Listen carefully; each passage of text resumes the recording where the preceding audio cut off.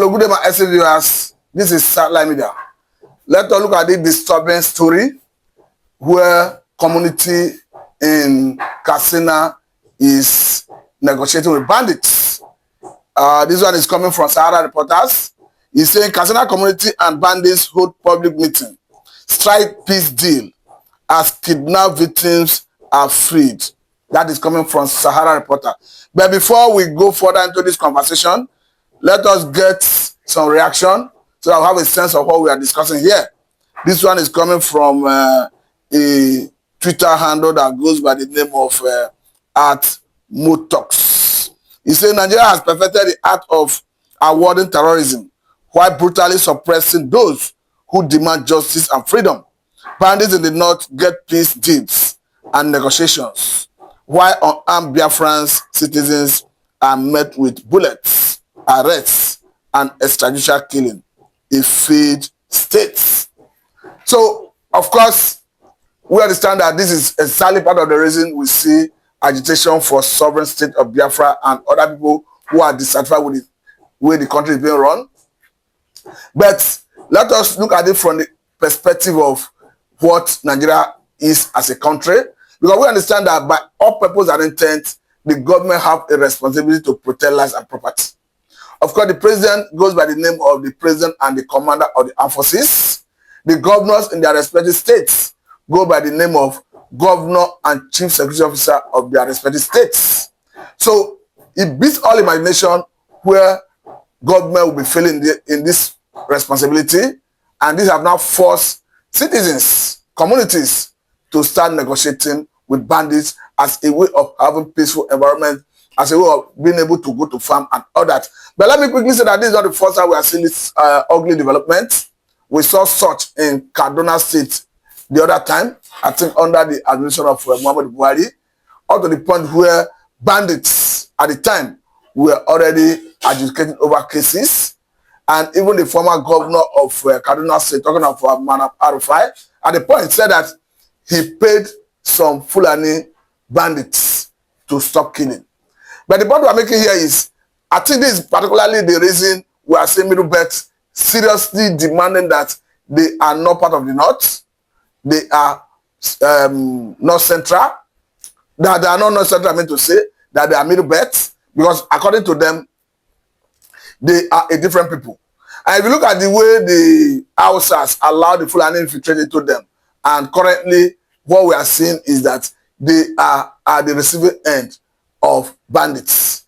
They are at the mercy of the bandits. And I don't know why the government of Nigeria handled them with kid glove, because if you look at Nigerian terrorists, when it comes to do with Nigerian Fulani terrorists, I'm talking about Nigerian Fulani Militia. The Global Terrorism Index says that they are the 4th most dangerous in the world. And I'm surprised that Nigerian government is not handling them with all seriousness that they deserve. Perhaps because the last administration is someone that comes from Fulani extraction. But currently, I think this government of Tinubu is doing better, because even the essence of Toji Bello in Zamfara State, it looks as if it's coming down. The military have claimed that they are closing in on him. And this is a man who at the time burned a military vehicle and of course was celebrating it. But currently, nobody is seeing much of his activities. So I think that goes to show that the government is right in the angle of the military saying they had decimated him, they are closing in on him, that he soon be arrested. Don't forget that the government official the other time said that he's a dead man walking. But holistically speaking, as a people, as a country, it behoves on the government to protect lives and properties. And I think the government have not been able to deliver on this mandate, whether at the level of federal government, at the level of state government, at the level of local government. I understand that the state and local government do not have much to do in terms of the power to address this, because when it comes to the issue of security, it is in the exclusive legislative list. It is not in the concurrent list. So the State House of Assembly have no power to adjudicate over it. To that extent, the State House of Assembly or the governors do not parade much security power to deal with this emerging threat.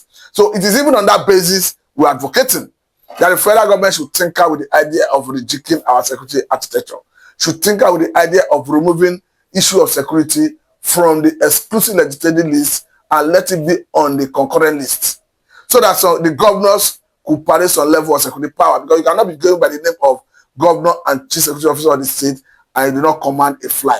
We remember Jonah Jang of Plateau State as a governor in the past, who came out clearly to say, yes, I'm the governor of the state, but I do not even command a fly. And this is not far-fetched, because you can look at it and see that, yes, he do not even have what it takes to talk to or control the commissioner of police in his state, talking about even the director of DSS in his state and all that. We have only seen the lives of Nyesom Wike as governor of Rivers State back then, say when he was addressed as the chief security officer of the state, he said no, that he's rather the chief logistic officer of the state. I think the reason is not far-fetched as well, because governors, as going concern, do provide logistic in terms of vehicle, money to security agencies, whether police, the military, the DSS, for the operation. But come to talk of how the police commissioner in the state is being controlled, the governor obviously have no control over the commissioner of police. And we understand that the policing system, the control system, come from the office of the National Security Advisor. Of course, all the service heads report to him, and you have the IG of police who directly report to the National Security Advisor. Of course, National Security Advisor report to the president directly. So we need to rejig our security architecture, because currently we are not getting results with the current status quo.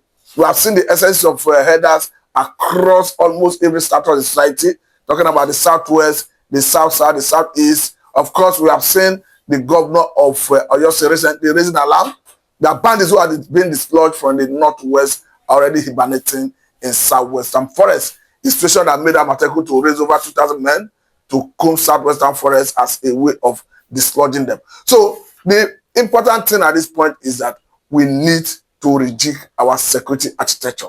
We need to give the state governors some level of security power to be able to address this emerging threat. Because if we continue like this, Nigerians will not be comfortable in a situation where lives doesn't have value anymore. We have seen in the past Jonah Jang of we have seen in the past Darashako of Taraba State, the governor then, while the military were trying to disarm everybody that have armed illegally in the society. Of course, he did tell the military that they should first of all go and disarm bandits who are in the bushes, who are in the forests, because you cannot disarm innocent citizens and leave them at the mercy of bandits, who of course will come in the night, at the dead of the night, harass them, maim them, rape, take them into hostage for ransom and all that. So the bottom line is that this government of Senator Amba Bola Tinubu must do things differently from the previous government in terms of how he addressed security challenges facing the country. We understand that the U.S. military or U.S. Air Force commander of Africa and Europe have made it very clear that they will be targeting terrorists in Africa this under Trump administration.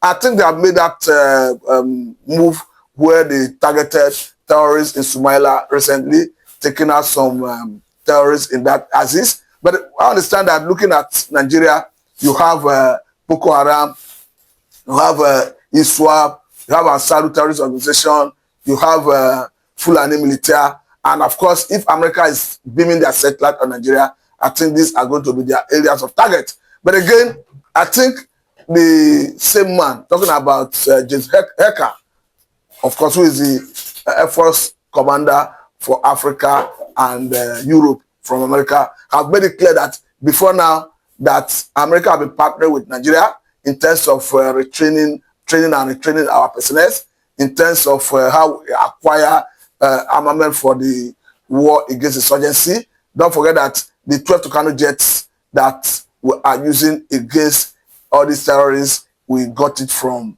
United States of America. I think that was under Muhammad Buhari. But holistically speaking, as a people, as a country, you cannot toil with the issue of security because life is involved.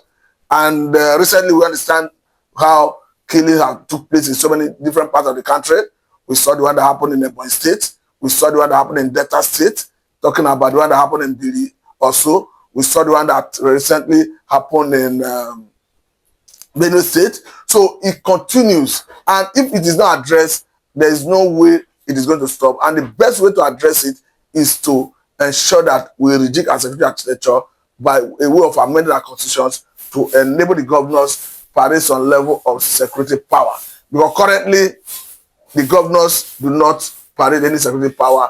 They are at the mercy, or rather, they wait for the federal government through the IG of police, through the director of DSS at the national level to take decision in anything bordering any state in the country. And we understand that crime is local, and to deal with it at that level, you need people who understand the terrain, who understand all the nooks and crannies of the villages or the forest to be able to address it. But again, why doing all this?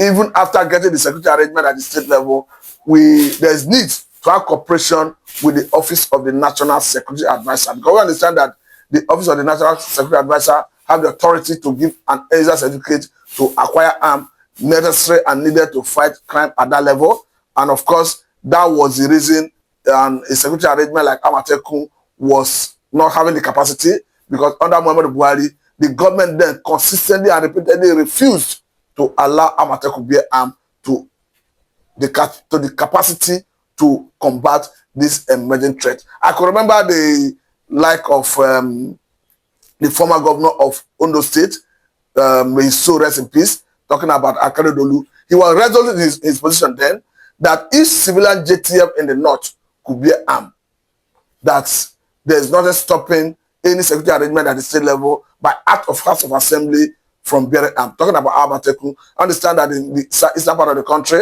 as at that time, we had the issue of Ebubago. But not much have been heard of Ebubago anyway. But I think this is to encourage other states, other regions, to come up with security arrangements similar to that of Amateku and synergize with federal government through the Office of National Security Advisor as a way of building capacity to allow them bear arms to be able to confront this emerging challenge. I must say a very big thank you for your time. This is Satellite Media and Mr. Watch.